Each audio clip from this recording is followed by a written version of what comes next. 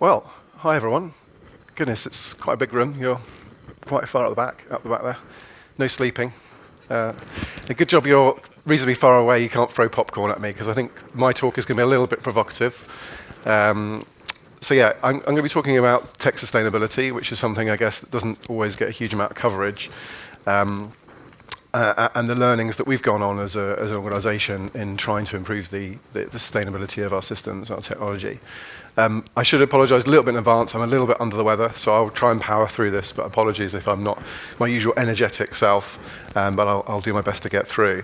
So let's start with who am I? And again, here's where you start chucking popcorn at me, because it's where I make a confession that at a Java developer conference, I learned Java in my computer science degree, which is like getting over 25 years ago now. But actually, I commercially haven't done an awful lot of Java. For my sins, did an awful lot of PHP, Perl, and Python. So forgive me for that, but you know, don't hold that against me too much. So yeah, I started off my career as a developer, and then actually 2 or 3 jobs in, I actually worked for an energy and climate consultancy. And this is back in the days, you can probably tell from my accent, I'm from the UK, back when we were still part of the European Union, and I was actually doing quite a lot of work for the European Commission, the Department for Environment. I was also doing a lot of work for UK government, Department for Energy and DEFRA and so on and so forth. So I actually got a real passion for environment and sustainability. And unfortunately, the financial crisis of 2008 meant a lot of my projects got defunded because government had to bail out banks rather than save the planet, unfortunately. That's just the way life goes sometimes, unfortunately. So I actually then worked in the energy sector for a while as a tech architect. And then I had a number of chief architect roles. So I'm more of an architect and a strategist these days, but I still do kind of dabble with keeping my hands on things. The other thing I launched about 5 years ago is a podcast called Architect Tomorrow, and it's very much about thinking about the future of architecture, technologies, and the architects and technologists. You know, what do we need to do to keep current and keep pushing forwards? And sustainability is a big theme in that podcast. It comes up a lot. In fact, I was talking to Wilco earlier, who kindly put me forward for this, and Wilco and I actually recorded a little bit of ad hoc content out in the hall there, so do look out for that. And what do I do? My day job is a technology director at a tech consultancy, and I've been leading on sustainable tech for the last couple of years. So it's great to be getting back into my passion topic, into more of my purpose. So yeah, Scott Logic are a certified B Corp. For those of you who don't know what that is, it's an organisation that commits to social purpose and things beyond profit. And we're a software engineering consultancy. We're about 450 people, UK-based. We do a lot of work for financial services and government, and a bit of work for energy as well. And actually, when I joined about 2.5 years ago, we were doing some great things on our own environmental footprint, but actually, when I came in, I said, why aren't we helping our clients? Because our clients are massive, much, much bigger than we are. And so we can even just nudge our clients a little bit, 1 or 2%, reductions in energy usage. That's huge, massively dwarfing anything we can do as a 450-strong tech consultancy. So that's why we spent a lot more time looking at what we can do with our technology work with clients rather than so much just what we're doing internally. Before I get any further in this, and this might be a bit of a struggle because it is a bit dark and I can't actually see all of you, but I'd like to kind of get a show of hands on sustainability. It's something I like to do every time I give a talk like this. So here's a question for you. How many of you at this conference have brought a reusable water bottle with you? Okay, a decent number, probably about half of you. Okay. How many of you drive in the audience? Okay. Keep your hands up if, when you finish driving your car, you leave the engine running and go into the house. Okay, it's a deliberately stupid question, because unfortunately that's a lot of what we do with technology, right? Unless we're more managing and provisioning and thinking about our tech, we often over-provision and we run computers all the time, regardless of whether there's actually useful work for them to be doing. And I guess the final question I'll ask you is, how many of you are already thinking quite proactively about the impact that your technology has on nature or on sustainability? Awesome. So that's cool. That's a great number of hands, actually. I've done this talk all around. I've done it in the States and I've done it across Europe, and that's a really healthy number. There's often a lot less hands going up than that, so thank you. It's good to see. So for those of you that I suppose are still blissfully unaware, I'm going to be sort of giving you the matrix. Was it the blue pill or the red pill? I can never which one it is. I'm going to be waking you up from the matrix, as it were, because I'm a massive fan of technology. I have been all my life. I've dabbled with tech as a kid, and that's how I got into the profession. Was just I loved it. But unfortunately, our industry has a bit of a dark underside that many of us don't really realise. We tap away, particularly most people now have smartphones, they tap away at them and don't really quite appreciate what even went into producing that phone in the first place, let alone what powers the services that sits behind the apps that they're using, the API backends and so on. And there's a real physical aspect to our tech that I think cloud and increasing virtualization trends have abstracted us away from the physicality, the physical real world reality of running servers and producing things. These things are often divorced because we're really, particularly in Europe, quite separated from the supply chain of the mining, of the manufacturing, and the disposal of devices at their end of life, right? The e-waste. So there are real sort of physical considerations here that a lot of us just gloss over. And I guess worse still, unfortunately, there's an awful lot of greenwashing in tech, right? And I'll give you some examples here. So, there are everything from sort of the likes of Salesforce, and don't get me wrong, Salesforce actually do some pretty good stuff on tech sustainability, but one of the things they got a lot of criticism for was sort of redefining net zero, what net zero means, and sort of claiming a win on that already. Big hyperscalers, they really vary in how transparent they are and how much they are committed to tech sustainability. But the reality is they're often playing a numbers game, and the reality of their consumption is very different from what they report. As this article here says, often sort of many, many times more impact than they're claiming.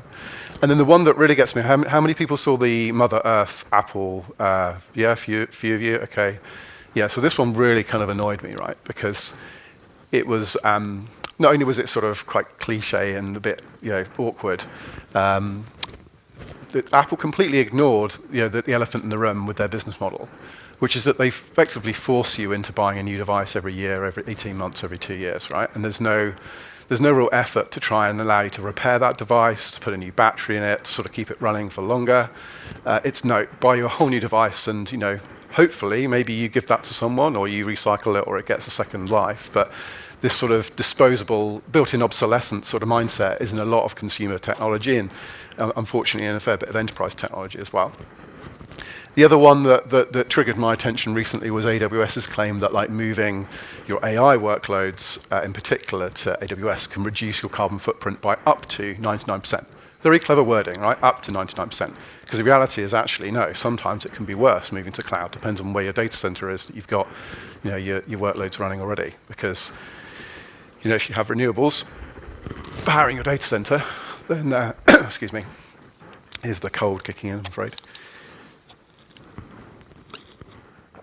If you have renewables powering your existing data center, or you're in a part of the world where your data center is well supplied with green energy and has a good cooling mechanism, that can be a far lower impact than cloud providers that are often in cities, right? And cities often have massive problems with their energy grids. They're there's too much demand often in cities, so trying to add more data centers to cities is a big problem because there's often not enough grid capacity to actually supply the data centers. So you're often sort of left with no option but to start switching on gas-powered power stations. So if you want to go in more depth on this, we did an episode, our podcast actually talking about can we do better than carbon aware, because the tech industry talks a lot about things being carbon aware, and it's a great idea in theory, but I don't have time to kind of completely break this down. But essentially, it's a little bit overly simplistic, and therefore can potentially be sort of viewed as also greenwashing to a degree. How many people have come across the UN Sustainable Development Goals? Again, a question I like to ask the audience. Okay, again, a decent number of hands, probably about a third of you. Okay, so one of the things when we were in this journey about 2.5 years ago, when we kicked things off, we started looking at, okay, these UN Sustainable Development Goals, particularly the environmental ones, how does tech actually impact these, right? And most people focus on the left-hand side, like the energy consumption. And as long as you're using renewables, then you're done, which it turns out actually is only part of the story, and I'll come back to that in a minute. There are impacts to kind of producing the devices, as I say, and I'll talk a bit more about this sort of concept of what's known as embodied carbon in a minute. But there are impacts to things you wouldn't even imagine, like water and and nature and so on, because data centers take up land, they impact biodiversity, water usage, particularly for AI. For if you're cooling AI in a very sort of lazy way that's low power, you're wasting an awful lot of water. And so there are parts of Spain, for example, where farmers have got real challenges because data centers are using water that would always be used for agriculture. So it's a complex picture. And then we also did a similar picture for social impact as well. It's like, this is just the environmental one, but there's also social impacts too. Now, I actually think a lot of this, it can be a doom and gloom story. So I don't want to depress you here, but there actually is a really good story to be told here, and it's talking about sustainability in the round, right? So one of the things we did was, not everyone is a hippie or a tree-hugging sort of environmentalist activist, right? So some people are motivated by other things, and so what we decided to do was go, actually, where does this make sense? Where is there a good alignment between sustainability and saving money and reducing risk and so on and so forth? So we decided to create this Venn diagram, and it sort of helps you sort of see the picture, right? Where a lot of tech companies at the moment are talking about carbon, and that's only really part of the story when it comes to even green, right? Because you've got water, you've got air, you've got responsible consumption, you've got the impacts to nature and biodiversity on there as well. And then sustainable, includes impacts to people, the sort of social impacts. It includes also the availability of skills and supportability for your tech platforms. Managing technical debt. There's been many talks on that today. That the kind of alignment with security and risk management actually, in many cases, doesn't always overlap, but there's often a really nice overlap between making things more sustainable, more environmentally sustainable and more financially sustainable. And I think the economics have to come in as well, right? So on the left-hand side, it's like, how do we manage the total cost of ownership of our technology? And often it's by doing things the right way, and it's sometimes hard to do things the right way, but it's getting people lined up. And I think a lot of people I come across think that being environmentally responsible will actually cost more money, and that's doing it very wrong, right? In most cases, doing things more sustainably is far more frugal, and it's far better value. It's a far better use of technology resources. So it's kind of, we create this, like I say, to try and bring multiple stakeholders on the journey. And I think sustainability should be about holistic sustainability. It shouldn't just be about the environment. It should be about trying to find a win-win-win across all these different pieces. So I'm imagining a lot of you developers in the room, and so a lot of thought goes to sort of, well, we just need to write better software, right? Let's just write more green code or more sustainable code.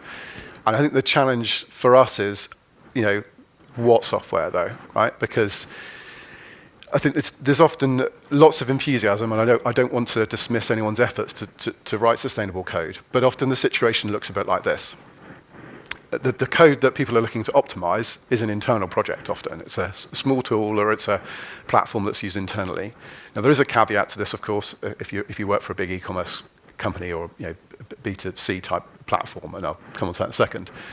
But I think when you look at the world of open source, and if your projects are consuming open source software, like that, the consumption and reuse of the open source software is massive, right? So if you're going to think about optimizing code, we think the first thing to start doing is looking at your dependencies, particularly sort of open source dependencies. And as I say, the caveat, I suppose, is if you are a large consumer-facing brand, and I like potentially like the Picnics of this world, the Amazons and so on of this world, if you have millions, if not billions of users, then yes, of course, optimizing your code for your consumer-facing product makes sense because you have the scale. But often internal projects just don't have enough users or enough complexity really to justify optimizing the code. It's not to say write sloppy code. I'm not saying that at all. I'm just saying like if we want to think about where sustainable code or efficient code should be created, let's look at sort of the commons and where we can kind of add the biggest impact. Because I say the world of open source software is massive. It has huge sort of dependency sort of side of things.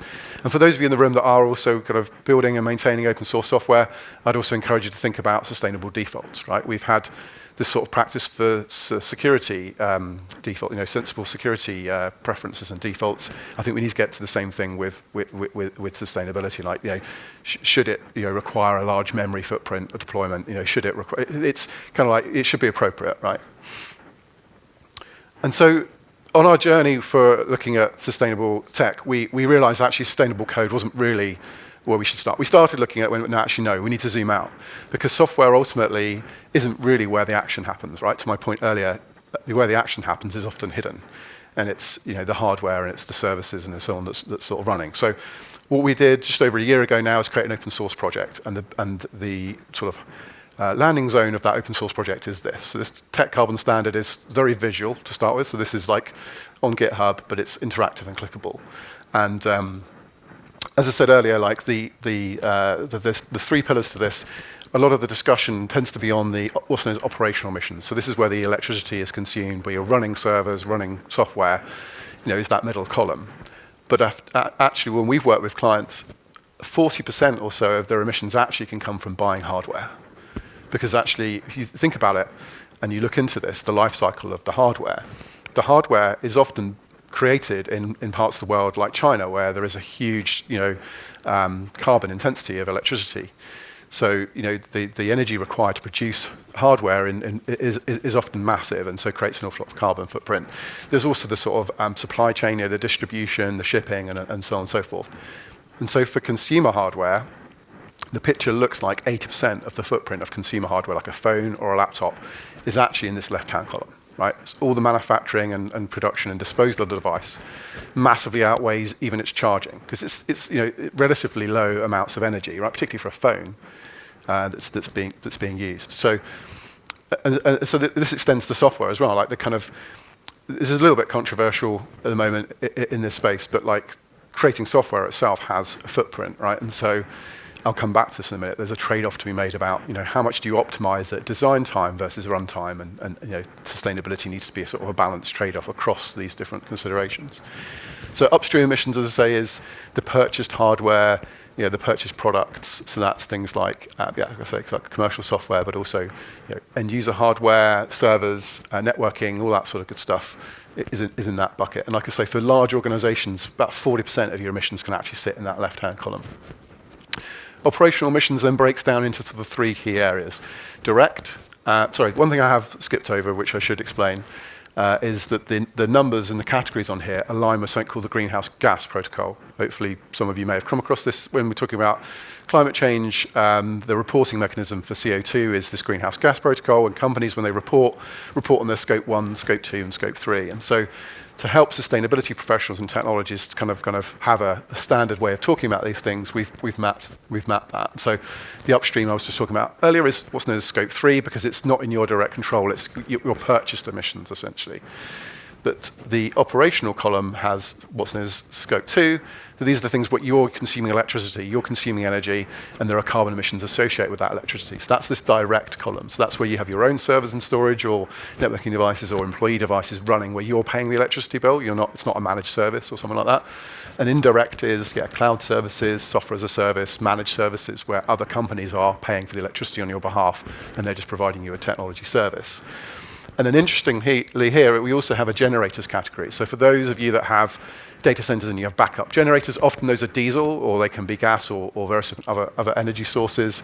That directly creates greenhouse gas emissions when run. So that's what's known as scope 1. So it's the only part of the technology landscape that we found so far. Happy to have other people's thoughts on other ones if they think of others, where actually tech has a direct greenhouse gas impact, is where you're running backup generators in data centers. And I say backup generators, in some parts of the world actually, for stable data center operations, you actually have to run a generator all the time, depending on how stable the grid is in that locality. So now 45% or so of most organizations' emissions sit in this middle category. It's the kind of running devices or using cloud services.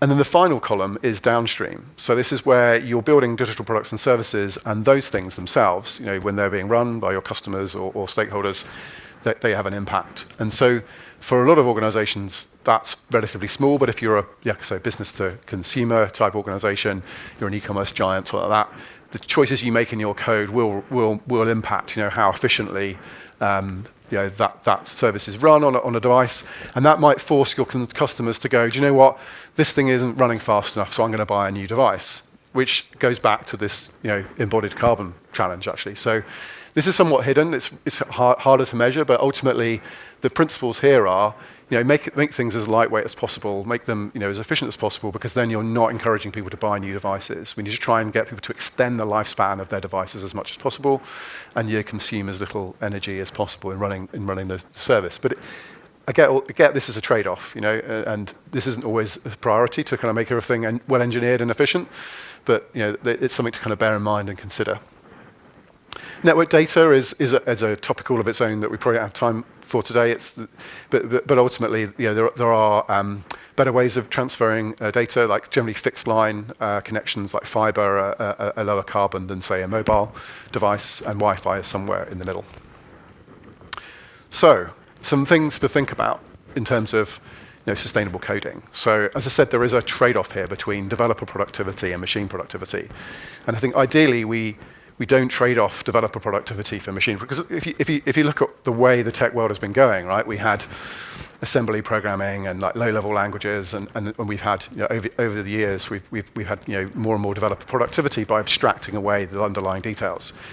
The trouble with that, of course, is it's no longer arguably no longer as efficient. So the runtimes not as performant, and we're sort of not accessing features of the CPU, for example, that would perhaps unlock performance and unlock efficiency, because we're often operating at quite a high level. So, I'm not saying here we have to sort of completely go back to like using assembly. Like there's some people that say, oh, we should write everything in Rust. And it's like, well, that's completely mad, right? It's just not practical to completely refactor everything, re-platform everything into a more efficient language. It's just not going to happen. So, yes, if you've got a greenfield project and you can make a choice, then sure, choose a language that's more efficient. But I think it's not a helpful suggestion otherwise.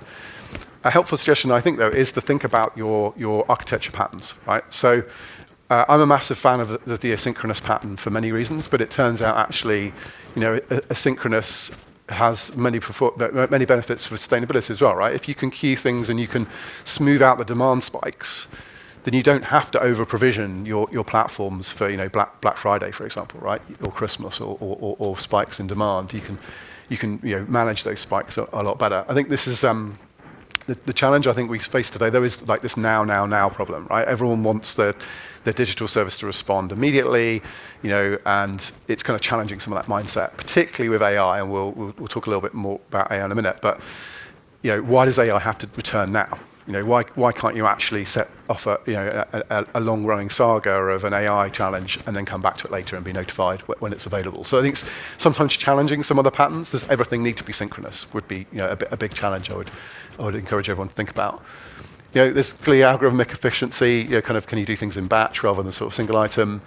And then this also kind of applies to AI prompting, right? There's an increasing sort of number of studies looking at if you actually write a really good prompt and you invest the time and you're not lazy and you think about what you want the AI to do and you give it quite a sophisticated prompt, it'll give you a better response in one go rather than having lots of back and forth and feedback and round trips back to the AI. So like, can you actually achieve with one AI call what would have otherwise taken 10 sort of trips, 10 prompts?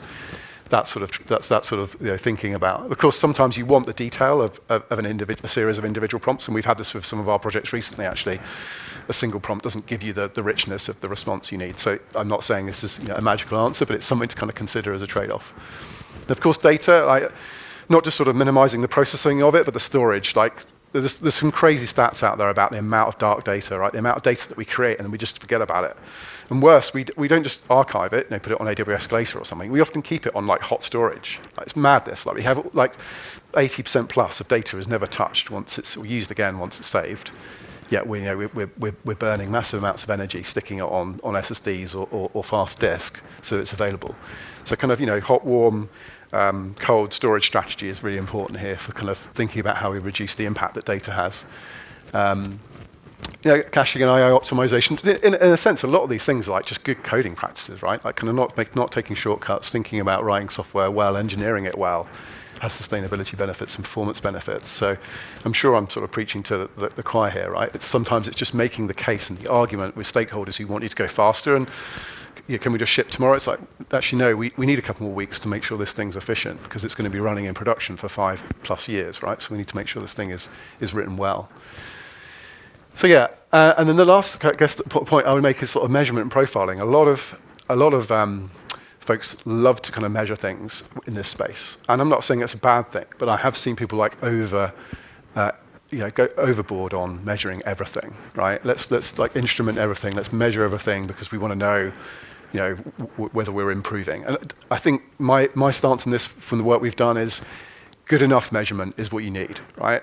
Trying to constantly strive for like the perfect metrics of how efficient the platforms are is a kind of losing battle, and particularly with cloud, and I'll come on to cloud a little bit more in a minute, where we don't have the clarity, we don't have the transparency anyway. So metrics that kind of give us directionally, are we going in the right direction? Are we making platforms more effective, faster and more performant, and reducing data footprints and things like that?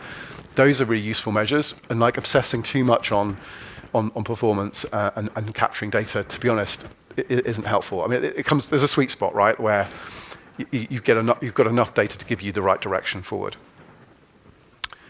So Green Software Foundation is an organization I'd definitely recommend checking out. They've got some really great material online. They're an open source organization, and they have these green software principles. It was worth just sort of touching on some of these. And also talking about the alignment between sustainability and security is an example of that Venn diagram I talked about earlier, like the overlaps and the alignment you can get between different requirements. And so, yeah, there's energy efficiency, where we're thinking about consuming the least amount of electricity possible. There's also hardware, because as I said earlier, like the less hardware we can use, the less hardware impacts that we have as a result of our platforms. And then carbon awareness. Can we shift demand? Can we increase the amount of work we do when there's more wind energy and more renewables available? Can we make our systems smart and responsive to what the energy grid is doing at any given time? And if you think about these things, actually there's some really interesting sort of security overlaps as well. Often, if we can build simpler solutions that are more performant with less hardware, this means there's less attack surface, either in the code, because the code is simpler, or in the hardware, because there's just less infrastructure, there's less assets to potentially go out and protect and be vulnerable to compromise. And then the thing around kind of carbon awareness for me that's interesting is if we can promote systems that are flexible and adaptable, so that we can shift them into different parts of the world or have them running at different times. And as I said earlier, the asynchronous patterns, can we use those? Can we queue things? Can we run workers when we have clean energy available? Those things also sort of help us promote sort of resilience, adaptability, and other sort of non-functional requirements as well in general we're finding from the projects we've been doing. For those of you that like scientific formula or mathematical formulas, this is also from the Green Software Foundation, and it's something called the SCI, or the Software Carbon Index or Intensity Score, sorry. And essentially it's an equation that talks about what I've just sort of talked about, but look at in a single formula. So if you ever want to sort of work out what the impact of your software is, this is a really useful calculation to go back to. And essentially it basically says, what's the energy consumed by your software in kilowatts? Multiply that by the carbon intensity of the electricity, and then add that to the embodied carbon. So I talked about the embodied carbon from hardware earlier. And then you divide it by R, and this is a really important point, right? Because what you don't want is for organizations to be penalized for growing, right? If you grow and you consume more compute and you consume more resources and more energy, that can look bad. But actually, that could just be a healthy growing company, right? So actually what you need to do is divide that by like a functional unit. So is that a transaction? Is that a document? Is that a usage sort of figure? So that then you're being fair and you're effectively showing a ratio of your software sustainability to a trending over time, right? So, because actually as it turns out, you can potentially, with economies of scale, make things more efficient. So I think it's important that we don't penalize like successful software platforms. And that's the beautiful thing about the SCI is it has that sort of, R component to it, which allows us to look at how efficient things are being in terms of sustainability. So that's kind of coding. I want to kind of talk a bit more about GreenOps now. So Mark Butcher's a really interesting guy, and I've got some more quotes from him later on if we've got time. And what Mark does is a lot more on the GreenOps side, whereas I'm more on the sort of architecture and sort of software engineering side. And one of the things he's found with the projects he's been doing is that when you ask people to save money, like do FinOps, they'll save a certain amount of money, but ultimately people don't really care, as it turns out, about saving their organization's money, as mad as that might sound. But when you ask them to save the planet as well as save money, people save more money, like by an order of magnitude more, right? Because people care about it more. So there's this really interesting sort of psychology going on here. So actually, if you want to do a really good FinOps program, turns out actually make it a GreenOps program as well, and you'll probably find that you get far more savings because people care about it more. He makes a really good point here. Sorry, then this is my this is my illness brain sort of affecting me. Sorry, these are my quotes from Mark. So his next point I really like is build the sustainability metrics into the DevOps tooling. Like, kind of put the metrics in front of people where they're working already. Don't make them go to some other separate dashboard that they'll forget about. So can you build the sort of efficiency metrics like the SCI thing I was just talking about into the tooling people are already using? And then his last point's really interesting because there's a lot of numbers out there, but his point is question everything, particularly from large tech vendors. Like, don't just accept the metrics. Ask for how they were calculated. Ask for transparency in the calculation, because unfortunately, what we're seeing is an awful lot of gaming of the numbers. Product data sheets are a great example. So, like, this laptop from Dell. Dell might come up with one way of calculating what its footprint is. And by the way, like the mining just for a single laptop, just to go back to hardware for a moment, is pretty crazy, right? For a 2 kilogram laptop, we're talking anywhere between 500 and like 800 kilograms of material being mined. So it's pretty crazy numbers, right? But my point I make here is that Dell or Apple or others can choose how to come up with a calculation at the moment. There is a real lack of sort of standardization, which is why the tech carbon standard I mentioned earlier, the aim is to make it more of a standard so that companies can't sort of start choosing to fudge the numbers and change how things are calculated. We need to better compare apples with apples. Sorry to pardon a little bit of a pun there. So yeah, his point is question everything. And then actually, yesterday I was speaking to a really interesting Dutchman, actually. So David is the founder of a company called LeafCloud, and LeafCloud are using the waste heat from computing to heat up apartments in Amsterdam, actually. So really, really interesting organization LeafCloud is. And he and I actually recorded an episode of the podcast yesterday, and he made some really, really good points, which I thought I'd share with you, which is we're obsessed often in tech with building Formula One cars when in many cases a moped will be good enough, right? And this sort of tendency to over-engineer, I see a lot, right? I think it's often like no one got fired for like building the most robust system ever that is over-provisioned. And I think sometimes it's worth like considering taking on a bit more risk to like build systems that are leaner. Do we really need loads and loads of redundancy, or can we operate with one backup? One disaster, one high availability failover location rather than 5 or 3 or whatever it might be. It's that trade-off, and I think, don't get me wrong, there are certain crown jewels or gold standard applications that you absolutely need that level of mission criticality for, but that doesn't mean everything is that mission critical. So it's kind of applying that sort of selective approach. The other interesting thing, and this is something I've heard from many people, is PUE. So for those who don't know what PUE is, it's power usage effectiveness. And it's basically how efficient your data center is. How much power goes into the data center is actually powering the compute versus is creating heat or other things. And it turns out actually PUE makes organizations look good. Like cloud providers like to sort of quote how low they're, to the lower the number basically the better. They like to quote really low numbers. But the reality is, unfortunately, that hides an awful lot. Because if you just measure energy consumption, you don't think about the water or the other things that are used to kind of run your data center. So you often get like companies optimizing for power consumption and like completely, not telling you about the amount of water that they're wasting in order to kind of freely cool their servers, cool their data center. So, his point is actually the better the PUE figure, probably the more heat was wasted. It's a bit of a perverse metric. And then his other point is, as I was saying, that the power usage effectiveness without water usage effectiveness is rather misleading. So I think we're hopefully as a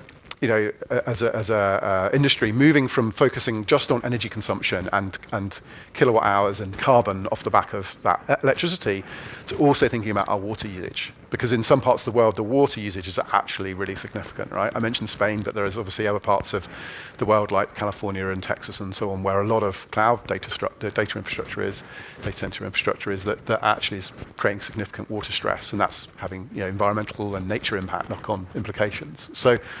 Yeah, so some really interesting points from David. So I guess to kind of recap on a bunch of things, and then there should be a chance for a bit of Q&A.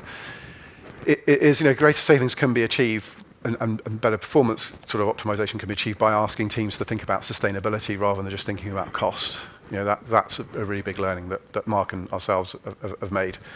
If you want some quick wins. if you're largely using public cloud, then thinking about the public cloud region that you're using. Many of you probably will already be thinking about that anyway because of data sovereignty and like making sure that data processing and data storage is happening in the EU or in your selected country of choice. But if you have sort of a degree of freedom on certain workloads, like the big one for me is AI training. Like, where are we running our AI training? Like, we shouldn't run our AI training any old place. We should think about where the AI training can run, where there is abundance of clean energy and free air cooling, like in Scandinavia. So like, for me, it's like, think about your cloud region selection, because that can be a very quick win, right? You can do some infrastructure as code to very quickly move your cloud regions, and you can save massive amounts of carbon by doing so. Some organizations, I think Google Cloud's one of the better ones, to be honest, give you like near real-time data on the carbon intensity of their different cloud location options. Others you have to do a bit more digging, but the data is there, and so that's a quick win. If there's one thing you take away from this whole talk, actually, is just go and think about your cloud deployment. And then demand shifting, like where possible. Like I said earlier, like can we smartly sort of shift our compute workload? I know batch has gone out of fashion, right? But actually there are some patterns like batch that actually should be reconsidered, right? Like can we batch some of our compute and run it like times of the day overnight when we might have an abundance of nuclear power, for example, in France, where we're just not consuming that energy and we can use it for compute. So demand shift where you can. And then the big one for me is like I've worked on so many projects, particularly data science projects, where people just spin up GPU instances and they don't think about shutting them down or right-sizing them. Like there was one project that was particularly crazy a few years ago where we were burning like nearly $1 million a month in AWS, and we didn't need to. We just needed to actually do auto scaling and think about the sizes of the instances and all that sort of good stuff. Sometimes there isn't time to do these things, but we should totally make time, not only just to save money, but to think about the environmental impacts of all this tech running when we don't need it. So avoiding the over-engineering, like the tendency, as I said earlier, just to sort of make everything gold standard or gold-plated. Like where can we right-size? Where can we auto-scale? Because there's a huge amount of savings there. And like the amount of zombie, my point earlier, I asked you about running a car when you're in the house, or perhaps leaving your oven on or your appliance on overnight. No one does it, right? But when it comes to compute, there's a huge amount of zombie clouds, huge amount of zombie servers and instances out there that we could be going and shutting down. So in most organizations I work with, we find there's a huge amount of savings, like easy 15-20% cost saving and environmental saving just by going and looking at what's not being used. And as I said earlier, building metrics into existing dashboards. So I'm absolutely open to questions. Before I do, a lot of what I've talked about is, let's say, open source. The Tech Carbon Standard is an open source project, and it's designed to sort of signpost people to useful other open source projects, not just open source projects. We do point at other tools, but the idea is it's to help people navigate the bigger picture of the tech sustainability problem. And then if you're looking at cloud, where do you go? Go and find the projects and the answers for cloud, or if you're thinking about the development side of things or end user hardware, there's a different sort of slot for that. So we're not claiming we have all the answers. Our clients and I ourselves have put a whole load of material and information in there, and super transparent, right? We don't want to be accused of greenwashing ourselves, so we put as much of the methodology and the science and the math into the open source project so people can go and see it. But equally, it's there, it's open. Please go and review it, challenge it, add to it if you've got other sources of information that can enrich the project. And the Green Software Foundation is also a really good organisation to get involved in as well. They do meetups. I think Wilco's in the audience, like Wilco in the middle there. Maybe Wave. Yeah, thanks, Wilco. Does amazing things locally in the green software community. So if you want to kind of get into more detail, because I've just scratched the surface really with this conversation, then do go and join a green software meetup. Equally, I'm happy to chat about these things. But we've got a reasonable amount of time for Q&A if anyone's got questions. In terms of cloud providers, what are good metrics to start with if you want to get more insight how you're performing? So ideally, try not to use the spend-based sort of approach. It kind of works if you've got nothing else, but I would say what's better is to have like your inventory of cloud assets, and look at the utilization of those. So I think it's the number of assets, the utilization level. Start collecting those sort of measures. The the cloud providers themselves do provide dashboards on like carbon. Take them with a pinch of salt. Some of them are better than others. There are also other tools, open source tools, available that can help you calculate the cloud footprint. But I would say to start with, just look at like utilization levels of your cloud instances, of your cloud services. That's where you'll find the kind of best savings to start with, to be honest. Great talk, by the way. Thanks. Thank you so much. So I would like to ask something. So we talked about the energy consumption. If I would like to introduce my team to go with a green software approach, I don't know how to start it or where to start and how to calculate the energy consumption of my application. Yeah. Yeah, so the whole point of what we've created with the tech carbon standard is to make it easier, because I was finding with my teams, they would come to me and say, Oliver, exactly the same thing. Like, how do we calculate? I'm like, well, yeah, this should be easier. So that's when we didn't find something, that's why we created the tech, so people can navigate and go, right, okay, I'm running a Kubernetes deployment.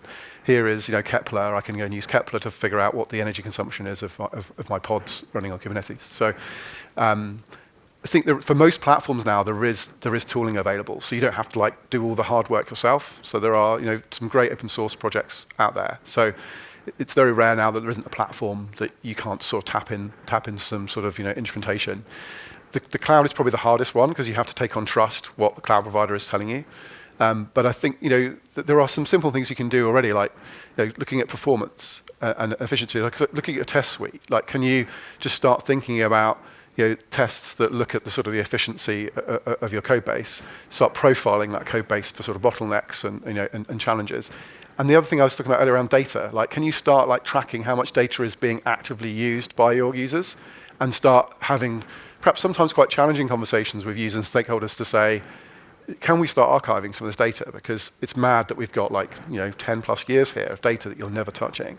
So it's kind of, those would be places to start. Those are kind of places you can get pretty quick returns on making the investment in time. But I guess it's also an education journey, right? Like a lot of this, to my point at the beginning, so many people just tap away on devices and don't really think about the reality of what that is actually doing behind the scenes. Start with it's kind of promoting that awareness of the fact that tech does have an impact. To put that in numbers, it's about 4% of emissions right now, right? Technology. So it's not tiny. Like, of course, other sectors are bigger, but that doesn't mean we shouldn't start looking at tech. So yeah, a long-winded way of saying, the tech carbon standard is there to sort of help signpost to projects like Kepler and other things that are available, Cloud Carbon Footprint Tool and other things. Green Software Foundation's great work as well. They're designed to make it easier as a tech, because I'm fortunate, right, in that I have a background in sustainability and in tech, but not very many people have that. So the idea is that we want to try and make this as easy as possible for someone who doesn't have detailed understanding of greenhouse gas protocol that I was talking about earlier, right? People shouldn't have to worry about that. They should just better go into their tools and see where the metrics are to help them understand whether they're going in the right direction or not.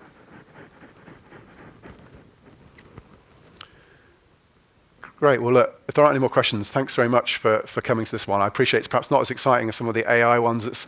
Hopefully I've not been too doom and gloom. Like, there are things we can do. And I think the first thing, as I said, starts with just raising awareness and talking to colleagues about it, talking to stakeholders about it. And I think together we can all move things in a more positive direction. Thank you.